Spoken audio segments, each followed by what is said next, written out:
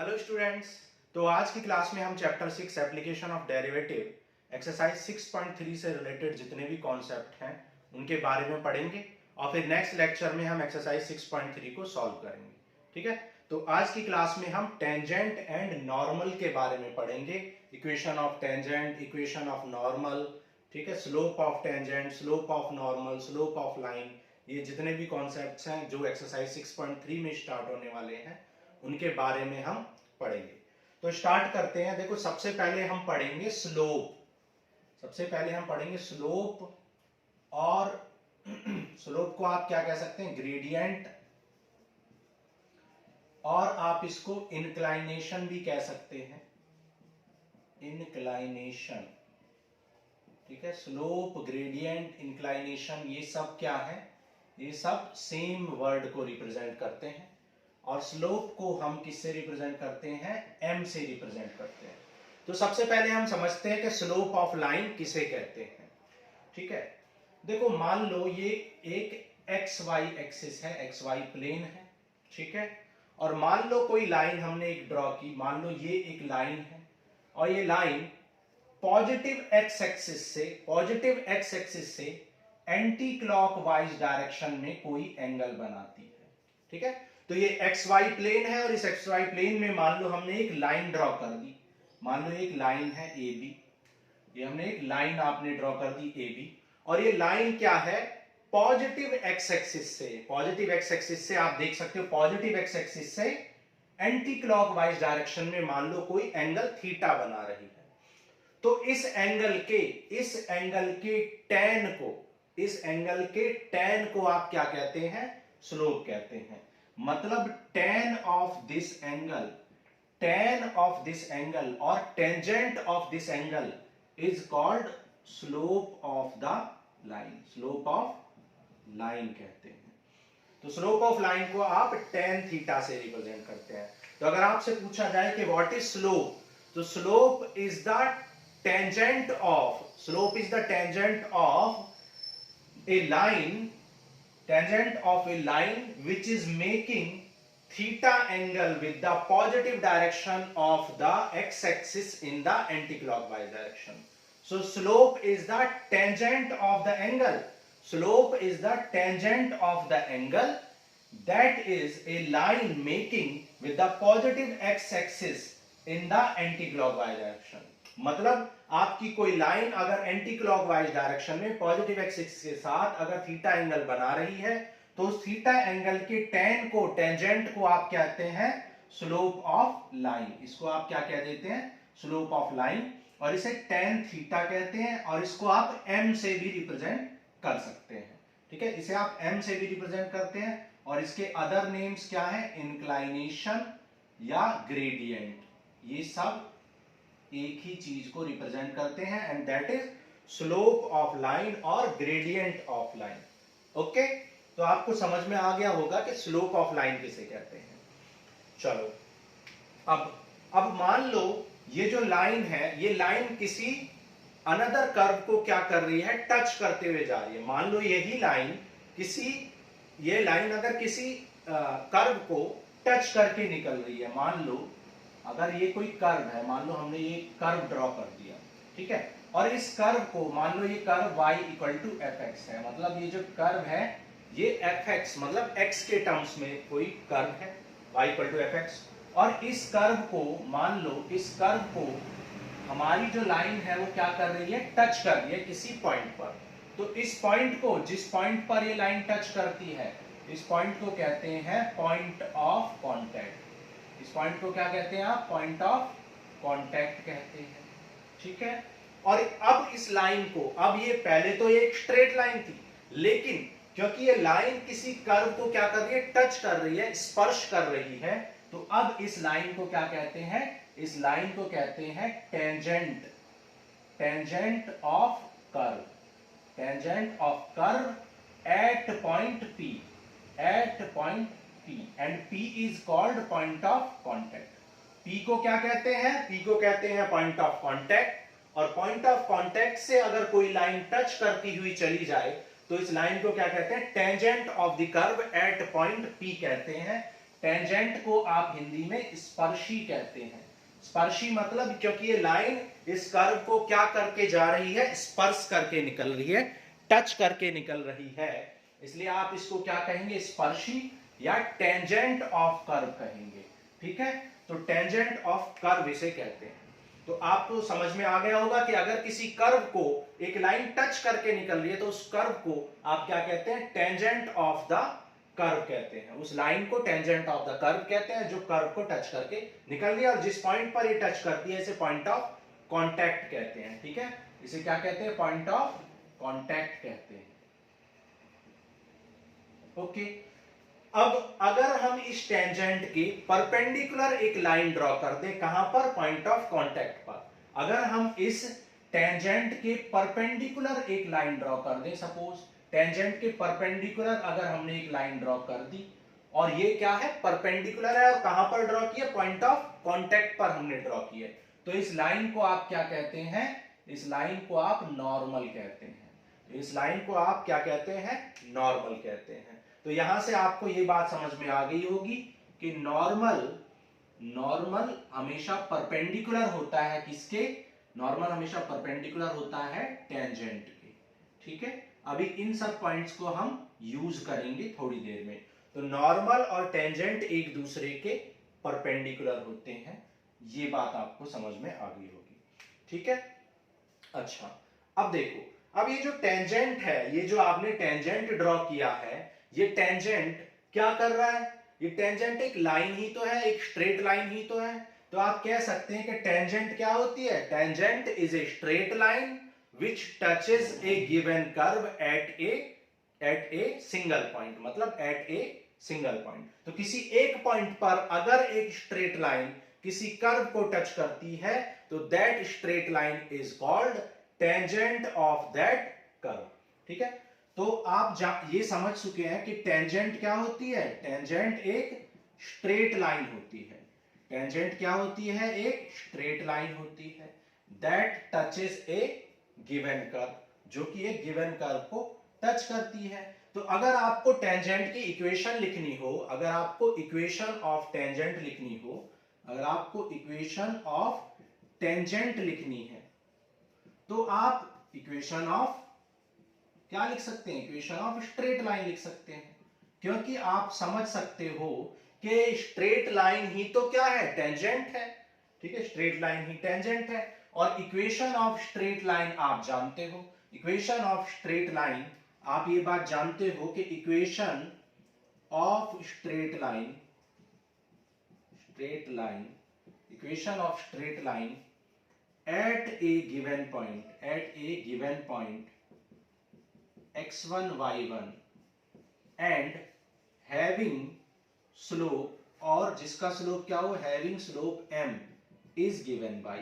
तो straight line की equation जो होती है वो आप जानते हो, आपने 10th क्लास में पढ़ी है। इक्वेशन ऑफ स्ट्रेट लाइन क्या होती है, इक्वेशन ऑफ स्ट्रेट लाइन होती है y minus y1 equal to m into x minus x1, y minus y1 equal to x m into x minus x1, where m क्या होता है, m is the slope of a line.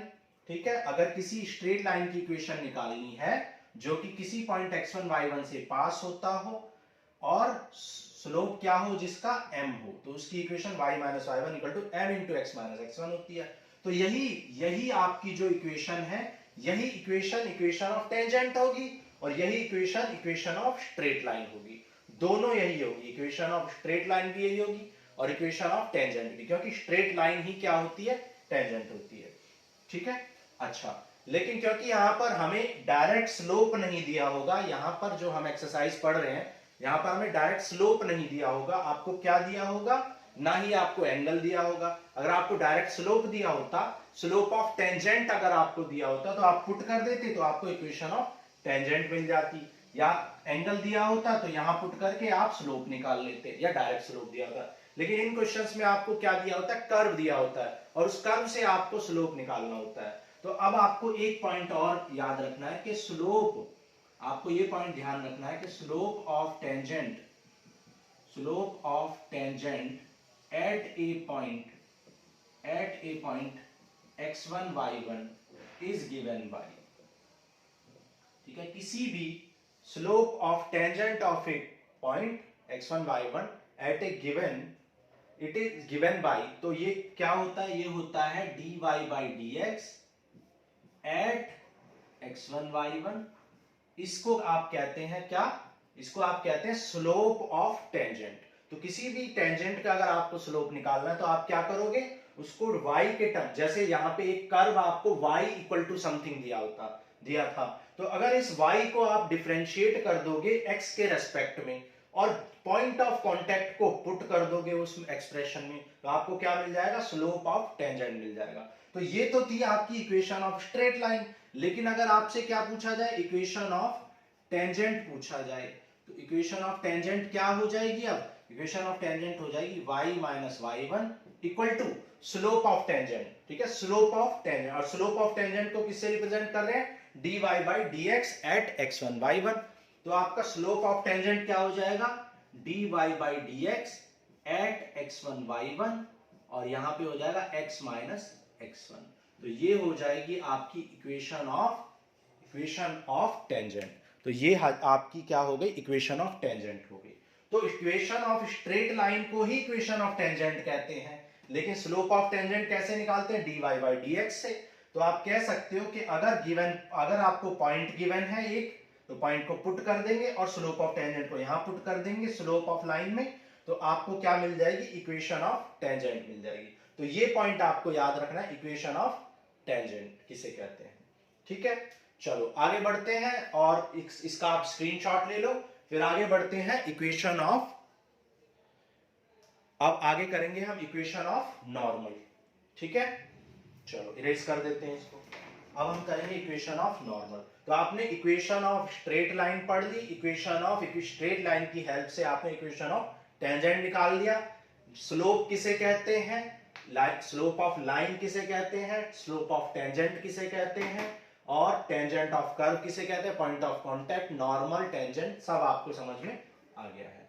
चलो आगे पढ़ेंगे अब हम इक्वेशन ऑफ नॉर्मल। ठीक है, इक्वेशन ऑफ नॉर्मल अब हम पढ़ेंगे। अब देखो इक्वेशन ऑफ नॉर्मल,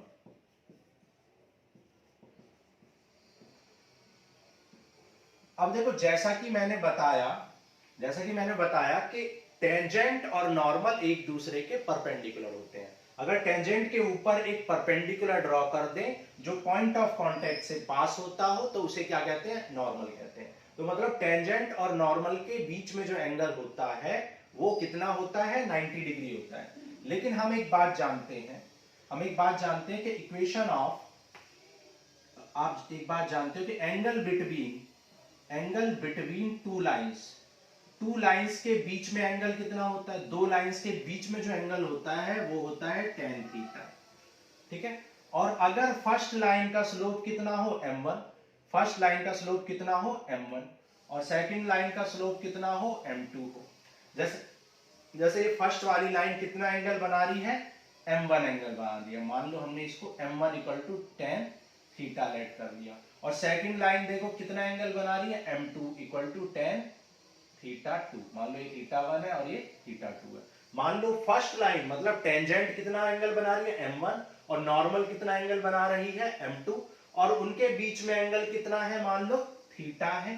तो हम जानते हैं एंगल बिटवीन टू लाइंस, दो लाइंस के बीच में जो एंगल होता है वो क्या होता है, वो होता है m1 minus m2 upon 1 plus m1 m2 का मॉडुलस। तो ये होता है angle between two lines having slope m1 and m2। तो दो लाइंस के बीच में जो एंगल होता है वो क्या होता है, m1 minus m2 upon 1 plus m1 m2, where m1 is the slope of tangent or first line from the positive x axis, and m2 is the angle or slope of the second line. ठीक है, तो यहां पे put कर देंगे। अब हम देख सकते हैं कि टेंजेंट और नॉर्मल के बीच में एंगल कितना होता है, 90 डिग्री होता है। तो आप यहां पर tan 90 लिख दोगे। ठीक है, और m1 minus m2 upon 1 plus m1 m2। अब tan 90 की वैल्यू क्या होती है, 1 अपॉन 0 होती है। तो हो जाएगा m1 minus m2 upon 1 plus m1 m2। अगर आप क्रॉस मल्टीप्लाई करोगे तो क्या आ जाएगा आपका 1 plus m1 m2 equal to 0 हो जाएगा, 0 इंटू दिस। तो यहां से m1 into m2 equal to -1 हो जाएगी। तो ये हो जाएगी आपकी condition of perpendicular of two lines. ठीक है, इसे कहते हैं condition of perpendicular of two lines. ठीक है, दो लाइंस अगर क्या है, परपेंडिकुलर है, तो ये कंडीशन को हमेशा फुलफिल करेंगी। अब आप देख सकते हो कि टेंजेंट और नॉर्मल के बीच में एंगल 90 डिग्री है। तो जब एंगल 90 डिग्री है तो m1 इंटू m2 की वैल्यू क्या हो जाएगी, -1। या आप ये कह सकते हैं कि m1 की वैल्यू -1 अपॉन m2 के इक्वल हो जाएगी। ठीक है, या आप ऐसे भी कह सकते हैं कि m2 की वैल्यू माइनस ऑफ m1 के इक्वल आ जाएगी। अब m1 मैंने किसको लेट किया था, m1 मैंने लेट किया था स्लोप ऑफ टेंजेंट को, और m2 मैंने लेट किया था स्लोप ऑफ नॉर्मल को। ठीक है, तो m1 को क्या लिख सकता हूं मैं, स्लोप ऑफ टेंजेंट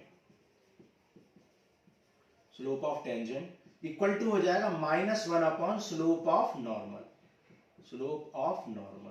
मतलब अगर आपको स्लोप ऑफ टेंजेंट पता है तो आप उसको कहां पे पुट कर, स्लोप ऑफ नॉर्मल पता है तो -1 upon slope of normal put करने से आपको क्या मिल जाएगा, स्लोप ऑफ टेंजेंट मिल जाएगा। उसी तरीके से m2 क्या होता है, m2 है स्लोप ऑफ टेंजेंट, तो m2 क्या है, स्लोप ऑफ टेंजेंट। तो स्लोप ऑफ नॉर्मल, और स्लोप ऑफ नॉर्मल अगर आपको निकालना है तो क्या करोगे, -1 अपॉन स्लोप ऑफ क्या लिख दोगे, स्लोप ऑफ नॉर्मल। तो अगर आपको स्लोप ऑफ टेंजेंट पता है तो आप यहां पे पुट करके आप क्या निकाल लोगे, स्लोप ऑफ नॉर्मल निकाल लोगे। ठीक है, और अगर आपको स्लोप ऑफ नॉर्मल पता है तो यहां पुट करके आप स्लोप ऑफ टेंजेंट, मतलब slope of normal into slope of tangent is equal to क्या होता है, -1। क्योंकि आपको मैंने दिखाया कि जब दो लाइंस परपेंडिकुलर होती हैं तो m1 इंटू m2 इनके स्लोप का प्रोडक्ट -1 के इक्वल होता है। तो ये आ गया आपका स्लोप ऑफ नॉर्मल। अब आपकी टेंजेंट भी क्या है, टेंजेंट भी तो आपकी क्या है, इक्वेशन ऑफ स्ट्रेट लाइन ही तो है। टेंजेंट भी तो एक स्ट्रेट लाइन है, तो नॉर्मल की इक्वेशन भी स्ट्रेट लाइन से ही निकलेगी। तो इक्वेशन ऑफ नॉर्मल अगर आप लिखना चाहें तो इक्वेशन ऑफ नॉर्मल क्या हो जाएगी, वही हो जाएगी y minus y1 equal to slope, यानी slope of normal into x minus x1। ठीक है, लेकिन स्लोप ऑफ नॉर्मल किसके इक्वल है, -1 अपॉन स्लोप ऑफ टेंजेंट की, और स्लोप ऑफ टेंजेंट क्या होता है, dy बाई dx। तो स्लोप ऑफ टेंजेंट अगर आपको पता है तो उसको यहां पुट कर दो, तो -1 upon slope of tangent put करने से क्या मिल जाएगा, स्लोप ऑफ नॉर्मल।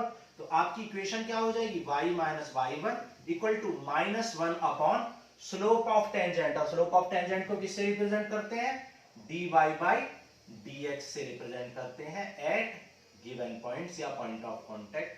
तो ये हो जाएगी आपकी इक्वेशन ऑफ नॉर्मल। ठीक है, दिखाई दे रहा है आपको नीचे, ठीक है आपको दिखाई दे रहा है। तो ये हो जाएगी आपकी ये हो गई आपकी इक्वेशन ऑफ नॉर्मल, और इक्वेशन ऑफ टेंजेंट हम आपको बता चुके हैं। तो इस तरीके से आपको समझ में आ गया होगा कि क्यों जब दो लाइन परपेंडिकुलर होती है तो ऐसा क्यों होता है कि उनके स्लोप का product that is m1 into m2 की वैल्यू -1 होती है। और आपको यह भी समझ में आ गया होगा कि स्लोप ऑफ नॉर्मल क्यों -1 अपॉन स्लोप ऑफ टेंजेंट के इक्वल होता है, या स्लोप ऑफ टेंजेंट अगर आपको निकालना है तो -1 अपॉन स्लोप ऑफ नॉर्मल के इक्वल होता है, क्योंकि नॉर्मल और टेंजेंट दोनों क्या होती है, परपेंडिकुलर। तो वहां पर हम कंडीशन ऑफ परपेंडिकुलर लगा देते हैं। ठीक है, तो स्क्रीनशॉट ले सकते हो, फिर आगे कुछ बचे हुए कॉन्सेप्ट सीखते हैं।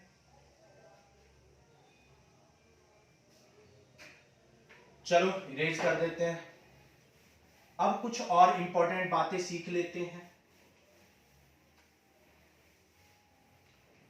कुछ रिवीजन भी कर लेते हैं। तो क्या क्या इंपॉर्टेंट पॉइंट सीखे हमने इंपॉर्टेंट पॉइंट सीखे कि स्लोप ऑफ टेंजेंट को हम किससे रिप्रेजेंट करते हैं, dy by dx at given point और पॉइंट ऑफ कांटेक्ट से। जबकि स्लोप ऑफ नॉर्मल अगर आपको निकालना हो तो उसको किससे रिप्रेजेंट करते हैं, -1 अपॉन dy बाई dx से रिप्रेजेंट करते हैं at given point x1 y1। ये बात आपको समझ में आ गई है। एंगल बिटवीन टू लाइंस भी कहीं पे यूज हो सकता है, अगर अच्छे लेवल के क्वेश्चन आएंगे तो एंगल बिटवीन टू लाइंस आपको याद रखना है। Angle between two lines tan theta equal to क्या हो जाएगा, modulus of m1 minus m2 upon 1 plus m1 into m2 से रिप्रेजेंट करेंगे। ठीक है, तो ये हो गई आपकी equation of angle between two lines. ठीक है, condition of perpendicular, condition of perpendicular of two lines, दो लाइन परपेंडिकुलर होंगी तो क्या कंडीशन फुलफिल करेंगी, m1 into m2 equal to -1। ठीक है, ये बात आपको समझनी है। और एक बात और, gradient slope inclination tan theta dy by dx, ठीक है, dy by dx tangent of angle, ठीक है, स्लोप ऑफ टेंजेंट, ये सब क्या है, ये सब सेम चीज को रिप्रेजेंट करते हैं। इसको आप m से भी रिप्रेजेंट कर सकते हैं। तो ये सारे क्या हैं, ये सब सेम चीज को ही रिप्रेजेंट करते हैं। ठीक है, अब करते हैं condition of parallel, condition of parallel of two lines. अगर दो लाइन पैरेलल हैं तो क्या कंडीशन होती है, जैसे अभी मैंने आपको बताया एंगल बिटवीन टू लाइंस क्या होता है, m1 minus m2 upon 1 plus m1 m2, ये मैंने आपको बताया। अब देखो कोई दो लाइन पैरेलल है, तो जब दो लाइन पैरेलल होंगी तो उनके बीच में एंगल कितना डिग्री हो जाएगा, 0 डिग्री। आपको ये बात पता होनी चाहिए कि अगर दो लाइन क्या है, पैरेलल है, तो वो कितने डिग्री का एंगल बनाएंगी, आपस में 0 डिग्री एंगल बनाएंगी। तो यहाँ पर tan 0 इक्वल टू क्या होता है, 0, और ये हो जाए m1 m2 upon 1 plus m1 m2। अब देखो 0 को क्या लिख सकते हो आप, 0 अपॉन 1, ये छोटी छोटी बातें आपको बतानी चाहिए। 0 को आप 0 अपॉन 1 लिख सकते हो। अभी क्रॉस मल्टीप्लाई कर दो, 1 मल्टीप्लाई में जाएगा तो m1 minus m2 equal to हो जाएगा दिस इंटू 0 0, तो यहां से m1 इक्वल टू m2 आ जाएगी। तो m1 इक्वल टू m2 क्या है, condition of parallel of two lines. मतलब अगर दो लाइन पैरेलल हैं तो वो हमेशा उनके स्लोप क्या होंगे, इक्वल होंगे। ये बात आपको पता होनी चाहिए। अगर दो line, two lines are parallel, the slope of the lines are equal. If two lines are perpendicular, the product of slope of two lines is always equal to -1. और angle between two lines क्या होता है, m1 minus m2 upon 1 plus m। Slope of tangent को dy by dx से और slope of normal को 1 by dy by dx x1 y1 इससे represent करते हैं। ठीक है, अब इक्वेशन ऑफ नॉर्मल भी लिख लेते हैं। देखो इक्वेशन ऑफ नॉर्मल, पहले इक्वेशन ऑफ टेंजेंट लिख लेते हैं।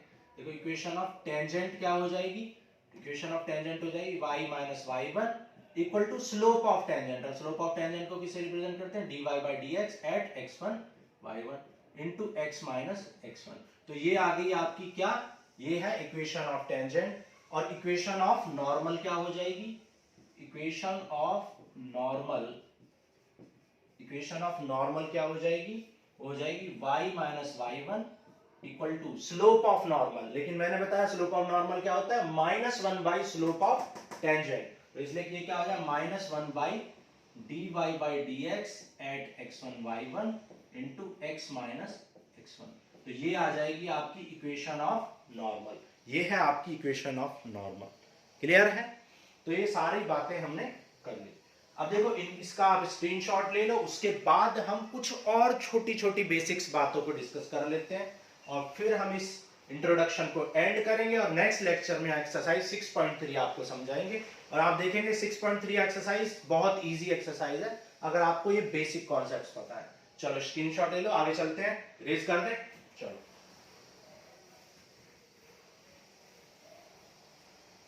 अब देखो कुछ और छोटी छोटी बातें, बेसिक्स बातें पढ़ते हैं।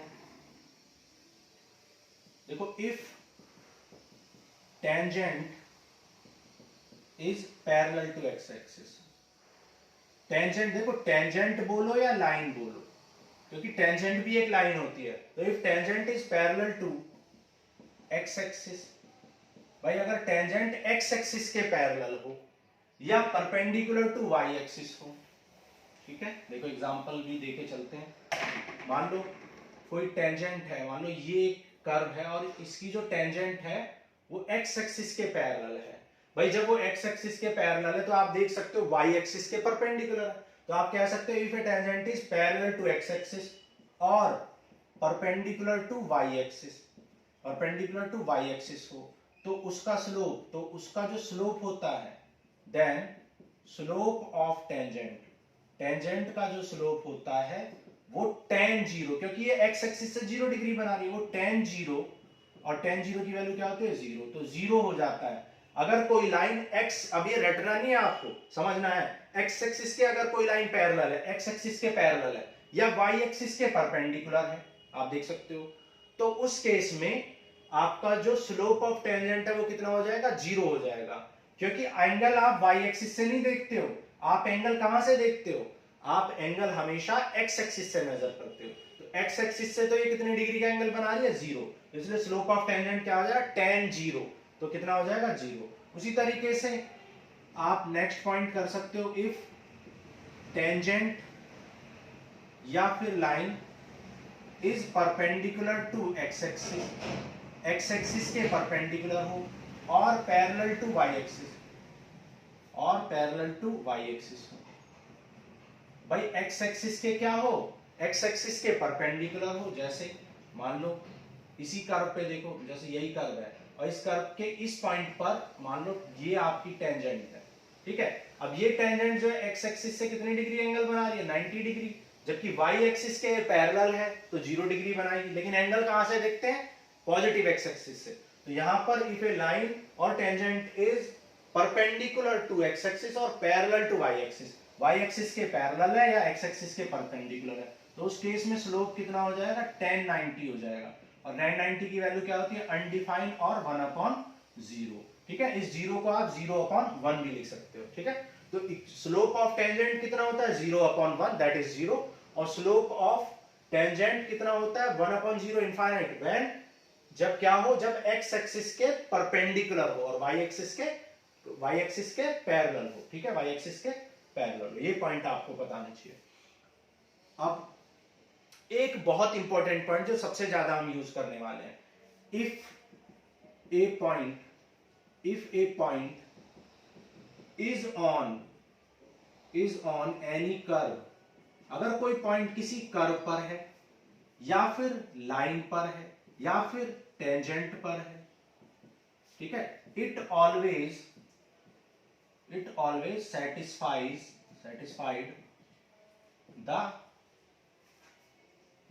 satisfied the curve, line or tangent और नॉर्मल, ठीक है, मतलब अगर कोई पॉइंट किसी नॉर्मल के ऊपर है या किसी टेंजेंट के ऊपर है या किसी कर्व के ऊपर है, तो वो पॉइंट हमेशा क्या करेगा, वो पॉइंट, मान लो वो पॉइंट क्या है x1 y1, वो पॉइंट हमेशा उस टेंजेंट या कर्व को सेटिस्फाई करेगा, मतलब उस पॉइंट को आप क्या कर सकते हो, उस कर्व में पुट कर सकते हो या उस टेंजेंट में पुट कर सकते हो, बहुत इंपॉर्टेंट पॉइंट, सबसे ज्यादा इस पॉइंट को हम यूज करने वाले हैं, ठीक है, बहुत ज्यादा ये पॉइंट यूज होगा कि अगर कोई भी पॉइंट, वो पॉइंट अगर टेंजेंट के ऊपर है, नॉर्मल के ऊपर है या किसी कर्व के ऊपर है, तो उस पॉइंट को आप किस में पुट कर सकते हो, उस पॉइंट को आप किस में पुट कर सकते हो, किसी में भी, कर्व में, लाइन में, टेंजेंट में, नॉर्मल में, वो हमेशा उसको क्या करेगा, सेटिस्फाई करेगा, मतलब उसमें उसे पुट कर सकते हैं, क्योंकि अगर आप एक कर्व की बात करें, मान लो हम इस कर्व की बात करते हैं, इस कर्व की, तो आप देख सकते हो ये जो पॉइंट है, ये पॉइंट किसके ऊपर है, ये पॉइंट कर्व के ऊपर भी है, ये पॉइंट नॉर्मल के ऊपर भी है, ये पॉइंट इस लाइन के ऊपर भी है, और ये पॉइंट इस टेंजेंट के ऊपर भी है, ठीक है, तो ये बहुत ज्यादा हम यूज करने वाले हैं, इंपॉर्टेंट पॉइंट, ठीक है, तो जब कोई पॉइंट होगा तो उस पॉइंट को x1 y1 को हम किस में पुट कर पाएंगे, कर्व में भी पुट कर पाएंगे, टेंजेंट में भी पुट कर पाएंगे, नॉर्मल में भी पुट कर पाएंगे, और जिस लाइन के ऊपर वो है उसमें भी, ठीक है, तो ये बात आपको याद रखनी है। अब देखो slope of a line passing through slope of a line passing through 2 points, ठीक है, 2 पॉइंट से अगर कोई लाइन पास होती है, 2 पॉइंट्स, तो उसका स्लोप जो होता है वो क्या होता है, वो स्लोप होता है y2 minus y1 upon x2 minus x1, ठीक है, ये भी हम यूज करने वाले हैं 1-2 क्वेश्चन में। तो अगर कोई, जैसे ये लाइन, ये आपका टेंजेंट है, ये टेंजेंट x1 y1 से तो पास ही हो रहा है, उसके साथ साथ मान लो किसी अदर पॉइंट x2 y2 से भी पास हो रहा हो, तो इस लाइन का यानी इस टेंजेंट का स्लोप आप 2 तरीके से निकाल सकते हो, फर्स्ट आप इसको डिफरेंशिएट कर सकते हो, सेकंड आप इसका slope y2 minus y1 upon x2 minus x1 से भी निकाल सकते हो, ठीक है। तो dy बाई dx की वैल्यू किसके इक्वल होगी, y2 minus y1 upon x2 minus x1 के इक्वल हो जाएगी। तो ये स्लोप ऑफ लाइन है जब दो लाइन पासेस थ्रू द, ठीक है। अब क्या है, और क्या पॉइंट आपको याद रखने हैं, और आपको पॉइंट याद रखने हैं